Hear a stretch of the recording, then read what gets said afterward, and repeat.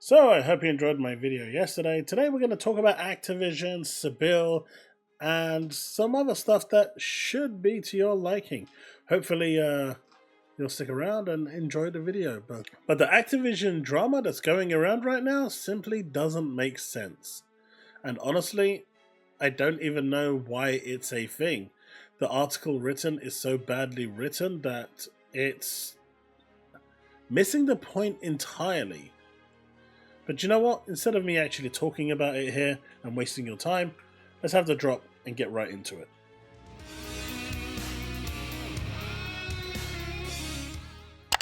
So, now that we've kind of got that out the way, let's talk about Activision and the news that's just come out, which makes little to no sense why this article was even written, but we are here anyway.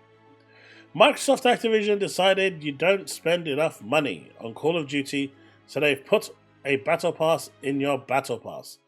So this is extremely misleading, and this article is really, really badly written.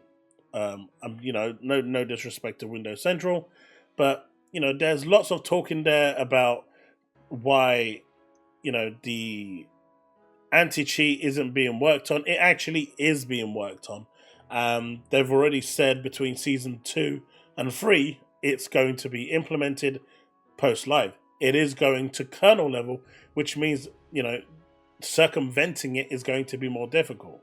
But as you all know, well, some of you don't know, and as Jaffe once said, no one really wants to know how the sausage is made, they just want to see the sausage. There's a lot of work that goes into that. It's not as simple as designing a little skin and pushing it out. Also, you really don't want those people that design skins to actually do the fixes for the kernel, because they probably don't have a single clue how to do it, right? So it's a different skill set, and it's a lot more complicated. But this all comes about because of the whole Squid Game, content that's coming, and it's going to come with its own Battle Pass, which is a licensed product from Netflix. Netflix isn't giving this away for free. Netflix isn't doing this for free. This is something that Activision paid money for, probably quite some time ago, for this to be made, and is now being incorporated into the game. At the same time, not working on the Squid Game update, those same people couldn't work on the back-end infrastructure that the anti-cheat needs. So they would be sitting there twiddling their thumbs and looking to lose their job. I assume that all of these really smart people that are complaining about this right now are actually talking about wanting people to lose their jobs at the tail end of the year. I mean, that's what it sounds like to me. Because anyone with a brain and some common sense would tell you that you wouldn't put a road sweeper to fix a car.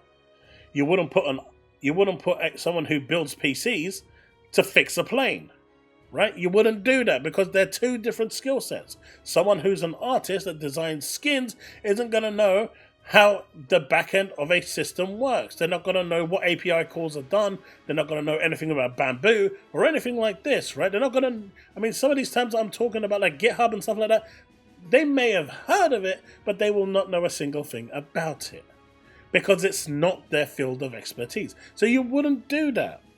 You wouldn't put someone in charge of a motorcycle, repairing motorcycles, to build a house. It's just something you wouldn't do. So why do you expect that to happen here? This isn't me defending Activision, but this is me just trying to correct stupidity that is going around. And this article, unfortunately, was filled with it. Now, the new Sebile controller is in the works, and it looks like it's actually finally going to be a real thing. We've seen this leaked some time ago with the whole Play Anywhere thing. That's really, really cool. This is what I was expecting to see at the Game Awards. It didn't make it.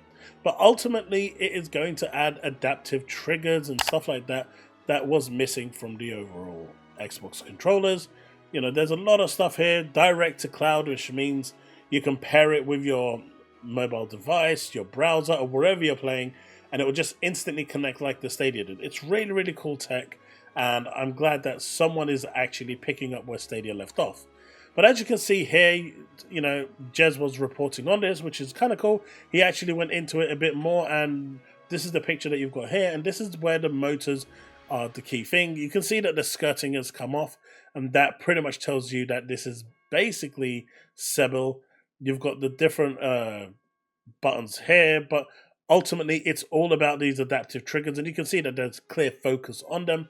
So hopefully we're going to see something really cool come from this, because I was actually really looking forward to this controller, and I hope it's actually going to be pretty cool and something that we can use.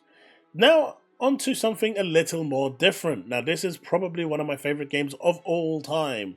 Nier Automata is amazing. It sold over 9 million copies. You got Yokotaro here saying thank you for so many supports. And as you know, 2B has been pretty much everywhere. Nier has collaborated with everyone. If you haven't played this game yet, it's pretty much available on everything. And yes, you see that right up here. Yokotaro does follow me. He is completely based.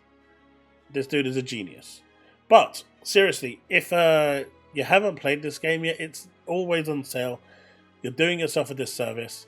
Play it. I will say, just so you know, once you finish your first playthrough, you do need to play through it 2 more times. But each playthrough, like when you click on new game to play it the second time and the third time, each experience is different. And the second experience is really shorter than the first one. And then you get the true ending with the third one, which puts you playing with, well, I won't say anymore, but you've probably seen it, but there's spoilers there, so I won't go into it. Definitely check it out. But Sebile seems to be a real thing. Nier Automata is a great game. Activision, you really don't want those people working on the kernel level infrastructure. Not your thing, trust me. Bad things will happen. But at least you're getting new content. As for the whole Battle Pass costing more money, well, at the same time, Netflix want money. It's a licensed product. While you're complaining about Netflix wanting money, why don't you go to Marvel and start complaining about how much they charge for their licensing fees for their characters? We've already seen the leaked documents of thing. I think maybe instead of like going at the company, go to the source of it. Go to Netflix. Go to Marvel. Those are the people that you really should be complaining to. But anyway, folks, thanks so much for watching, and I'll see you in the next one. There may be a few more videos in before the end of the year, but don't worry. I've got you covered. If there's any important ones, you'll find them right here.